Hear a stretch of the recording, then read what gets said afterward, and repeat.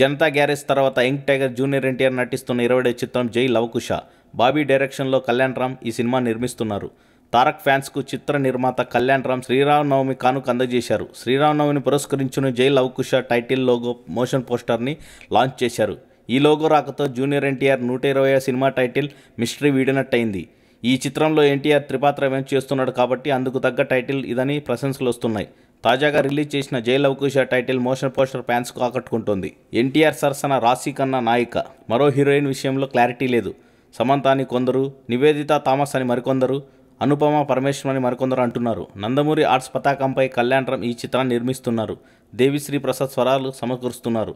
Temper, Nannaku Prematho, Janata garage వంటి black బస్టర్లు అందుకున్న ఎన్టీఆర్ మరొక బంపర్ హిట్ కొట్టేందుకు చాలానే శ్రమిస్తున్నాడు. జనతా గ్యారేజ్ తర్వాత జూనియర్ ఎన్టీఆర్ చాలా గ్యాప్ తీసుకొని చేస్తున్న చిత్రం జై లవకుశ.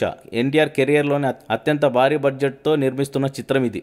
ఈ సినిమాకు సంబంధించిన కొన్ని లేటెస్ట్ స్టిల్స్ నెట్లో హల్చల్ చేస్తున్నాయి. మెడలో దండ వేసుకొని పౌరాణిక గెటప్లో జూనియర్ ఎన్టీఆర్ కనిపిస్తున్న ఫోటోలు ఫేస్బుక్లో హల్చల్ చేస్తున్నాయి. నిజానికి ఉగాదికే ఫస్ట్ లుక్ రిలీజ్ చేయాలనుకున్నప్పటికీ టైటిల్ ప్రకారం శ్రీరామనవమికి డిజైన్ రిలీజ్ చేస్తే పర్ఫెక్ట్గా ఉంటుందని చిత్ర యూనిట్ భావించారు. ప్రస్తుతం ఈ సినిమా షూటింగ్ హైదరాబాద్లో జరుగుతోంది.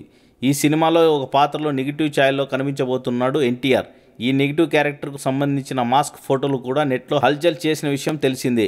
ఈ టైటిల్ ముందే ప్రచారంలోకి వచ్చినప్పటికీ ఈ సినిమాలో జూనియర్ ఎన్టీఆర్ ఆహార్యానికి సంబంధించిన ఎలాంటి అంశం లీక్ కాకుండా జాగ్రత్త పడ్డారు. సినిమా ఫస్ట్ లుక్లోనూ జూనియర్ ఎన్టీఆర్ పాత్రలకు సంబంధించిన ఏ అంశం బయటికి రాకుండా జాగ్రత్తలు తీసుకున్నారు. ఈ వీడియో మీకు నచ్చినట్లయితే సబ్స్క్రైబ్ చేయండి. ఫిలిమి స్టార్స్ బోలెడంత న్యూస్ బోల్డ్గా.